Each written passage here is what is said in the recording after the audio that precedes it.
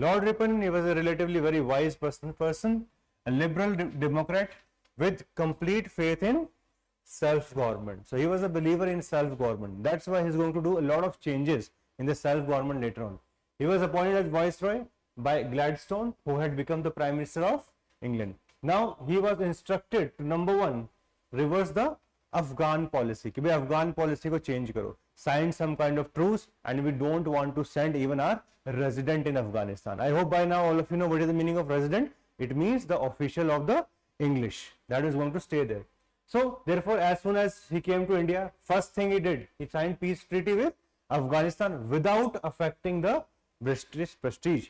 Plus, the proposal of appointing a resident was also dropped. उसको भी उन्होंने बंद कर दिया कि we are not interested in anymore. इसको छोड़ देते हैं. He was also responsible for rendition of Mysore to its Hindu ruler. He also repealed the infamous Vernacular Press Act. That Vernacular Press Act was also repealed by him, and that's how the freedom of speech and expression again came back. Freedom of press also came back, and then he was able to increase his popularity towards Indian citizens. So that's why Lord Ripon, he is considered as one of the most important personality in India's freedom struggle. Okay, and if we see from the governance point of view, he introduced lot of reform for self-government. So let us see them.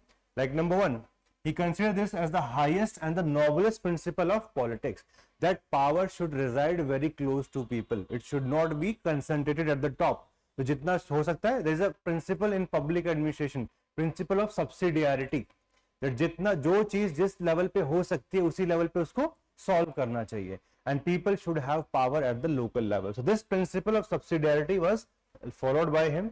So what he did, municipal committees were formed in towns, local bodies in taluks as well as villages. They were empowered with a giving power. Chairman was to be non-official. Responsibilities like local amenities, sanitation, drainage, water supply, primary education. So all those subjects which are of local level were also given to them. Then creation of members to be elected non-officials also, and majority of members to be elected non-officials. Executive powers were granted to local bodies, and finally even some financial resources were given to them. It's not like that complete autonomy was given. At least a semblance of realization of self-government was done by him, कि ऐसा लग feel तो आ जाए कम से कम कि कुछ नया हुआ है. Then his vision was overall gradual transfer of power to educated Indians, insisted on election of local body instead of government election, and focused not solely on administration efficiency. He also wanted to diffuse administration, bringing government closer to the people. So more and more people should participate. Like today जब हम बोलते हैं ना कि भाई it is people's government, okay, or democracy, government of the people, for the people and by the people, and they should participate in election, they should participate in all the policies of the government. That is what he was desiring at that point of time, and that's why the foundation led by Ripon still form the basis of system functioning in India today. So they may ask you a question in optional कि what is the legacy of Lord Ripon? Okay, local self-government पे कई बार question आ चुका है previously. He was also responsible for the education reforms in India. Previously, we have seen 2 episodes of educational reform. The first episode, it belongs to Lord William Bentinck when he took the resolution in 1835. The second era, it belongs to Wood's Dispatch, which came in 1854 during the time of Dalhousie. Now the third era, the third step, it will be taken by him. So Lord Ripon, he was a champion of education of Indians. Plus, to review it, he appointed one commission. It is known as Hunter Commission. So Hunter Commission was appointed in 1882. This commission recommended for the expansion and improvement of elementary education of the masses. Plus, so far very less focus was on female education. So Hunter Commission also gave some recommendation for improving female education in India. The commission suggested 2 channels for the secondary education. One was leading all the way up to entrance examination. कि भाई जो भी secondary level पे उनके पास option होना चाहिए. If they want to go to the university or they want to have vocational career, so that they can start indulging in some kind of economic activities at an early age. So both options should be there. जैसे आज अगर आप देखोगे after 10th class there is diploma also, and then you can also go to the route of 12th class and going towards the degree also. तो पहले वाले में vocation आपको जल्दी मिल जाता है. After 10th class, only within 3 years you can start working at a very early age. So that is what is known as vocational career from the secondary education itself.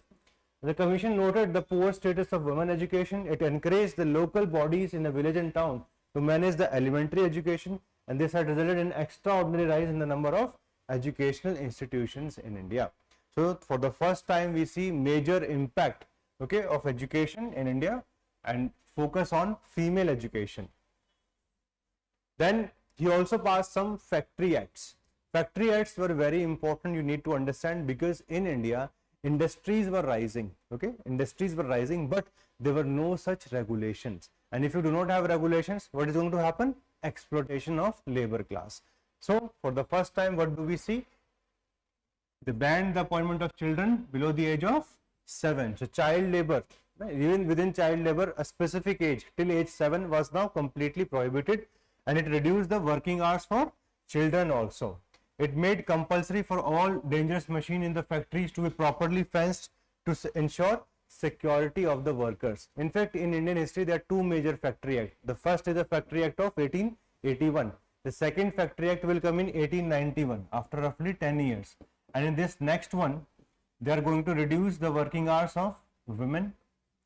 Okay, the age will be increased from 7 to 9 for the children. Okay, below 9 years, you cannot become part of industrial setup.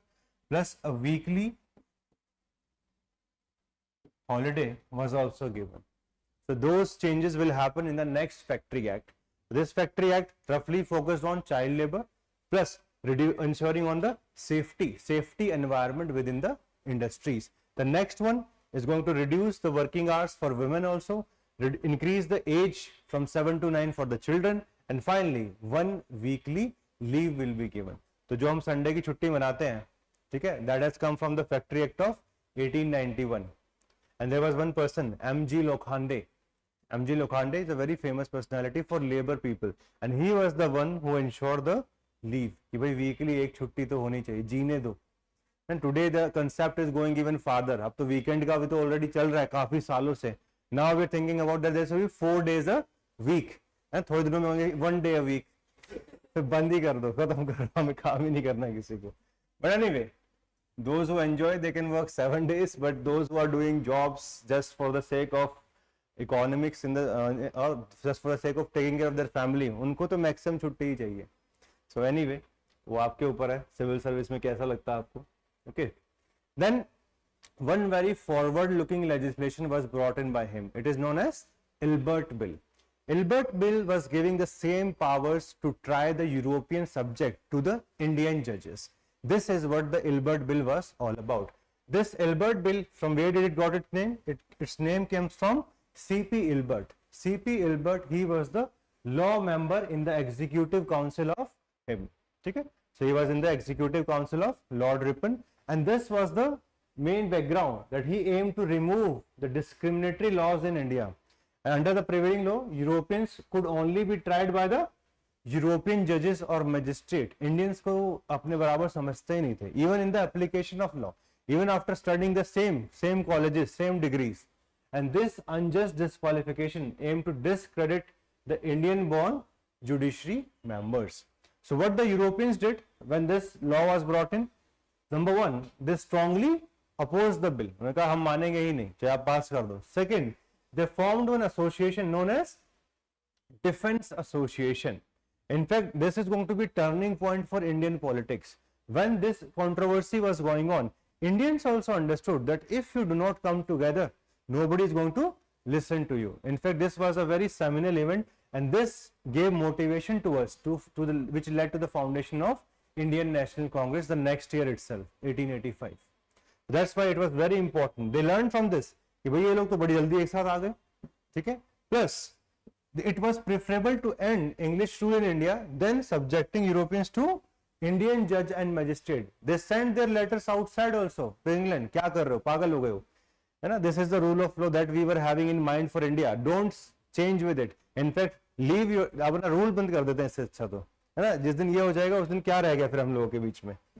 Then even press in England joined the issue, amplifying the opposition. So their press was also not in favor of this. That's why this Ilbert Bill is very, very important in Indian history, and this shows that these people were believer in racism. हर चीज racism से चल रही थी India में. So amendments were proposed by Ripon. इस act में क्या था? One amendment was put in that Indians can try, but they will always have a right to jury. Right to jury, I hope you understand. Movies वगैरह में देखा है ना, एक अलग से पैनल बैठता है, उसके सामने फिर दलीलें पेश की जाती हैं. They will always talk the argument in front of them, and then finally they will take the decision. Whatever decision they will take will be final. So they could try, Indians could try, but when Indian judges are going to try, they will have a right to jury. And out of these 12 members, 7 will be English or American. कहानी कहीं पे आ गई जहां से start हुई थी. घूम फिर के बस यही था कि मतलब जीतेंगे तो हम ही. So this provision was added into the Ilbert Bill. Okay, and as a result of the protest, he left. He said, "ये कुछ होना ही नहीं है अपने यहाँ पे, तो अपन चलते हैं यहाँ से." So Lord Ripon, he resigned in 1884 and he went back. This provision was added. NCERT में इतना नहीं दिया इन सब के बारे में, but you should know about it. So this controversy fueled Indian nationalism. That is very clear, and this is a significant event in the history of Indian national movement. In fact, twice to thrice UPSC has asked this question in your optional, that Ilbert Bill controversy was not an isolated event of racism. हर चीज में racism था. चाहे higher administration में Indians को appoint नहीं कर सकते, आर्मीज के भी हायर जो एरियाज है उनको अपॉइंट नहीं कर सकते. There was a provision that if your annual salary is around 500 pound, Indians को वो नौकरी मिल ही नहीं सकती, जो ज्यादा पैसा इन लोगों के लिए हो. And that could only be given to the Englishmen. So there was racism at each and every point of life in India. Nothing was left by them. If it's an Indian industry, more number of regulations will be there. It's an English industry, उसको protect कर लेंगे किसी भी तरीके से. So racism was everywhere.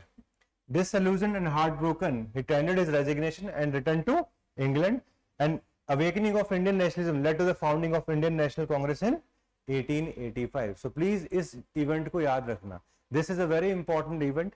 Indians learned that if they will not come together, then nothing good is going to happen in the future also. And if you want to become independent, we need to have a strong voice, and that too in unison. We should be together. We should not be falling apart at every event.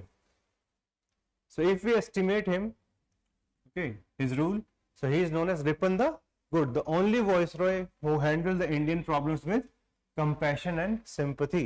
He tried to remove the racial distinction in the judiciary, repeal of Vernacular Press Act, then rendition of Mysore उनको वापस दिया गया, introduction of local self-government, increase his popularity among the Indians. So in general, he was a very good personality, somebody who was not a believer in racism.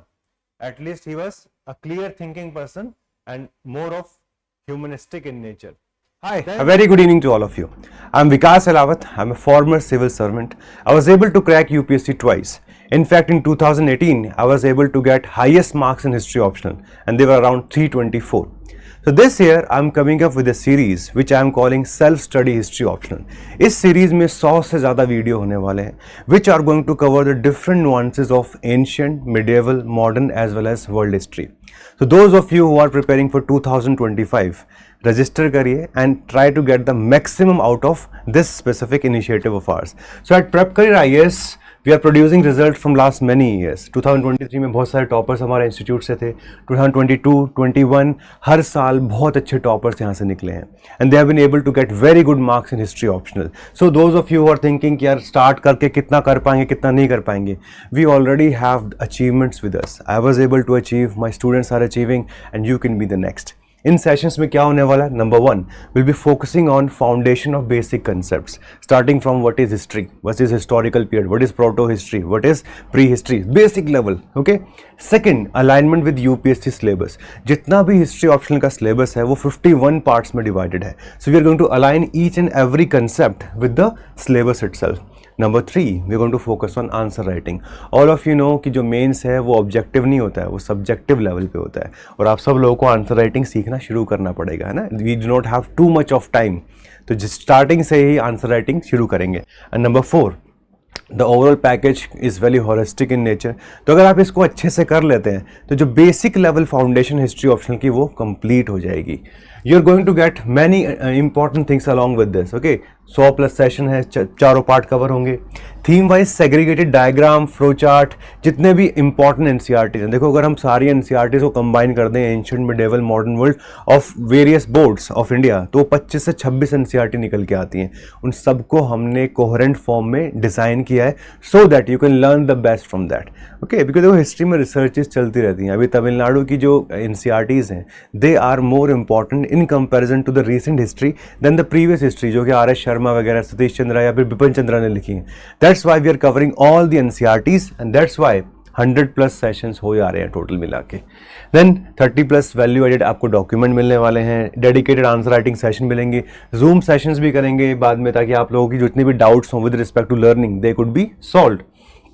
Overall जो है आपको class की PPTs मिलेंगी, concept list मिलेगा, PYQs, जितने भी PYQs हैं उनको अच्छे से हमने डिज़ाइन कर दिया ताकि आप सब उनको अच्छे से पढ़ सकें। माइंड मैप मिलेंगे पूरे सिलेबस के, वर्कबुक और लर्निंग असाइनमेंट्स मिलेंगे and self assessment test, so that once you learn something तो साथ में उसको एटलीस्ट इवेल्युएट भी करना चाहिए ना कि भाई हमें कुछ समझ में आया भी है नहीं आया, एटलीस्ट जितना रिक्वायर्ड है वहाँ तक पहुँचे हैं या फिर नहीं पहुँचे हैं। तो आपको करना क्या है, What we need to do that सबसे पहले आप रजिस्टर कर लीजिए, ठीक है। आपको एक स्पेसिफिक गूगल शीट मिलेगा, उसमें आप रजिस्टर कर लीजिए। Then as all of us understand हर किसी के पास लिमिटेड स्लॉट्स हैं, तो आपको एक स्पेसिफिक कॉल आएगा and that is something which we are calling at screening process. Because अगर हमें आपको ये सारी सर्विसेज प्रोवाइड करनी है, the number of students which we can help they are always limited in nature. So academic counsellor is going to call you, they going to help you और दे going to understand आपकी requirement क्या है। हो सकता है आप college के first year में हो, सेकेंड ईयर में हो, थर्ड ईयर में हो, और you may have already prepared for some time and you are not getting the desired result, तो इसलिए हमें स्क्रीनिंग प्रोसेस चाहिए होगा। And finally on the basis of this you're going to get the benefit of this program.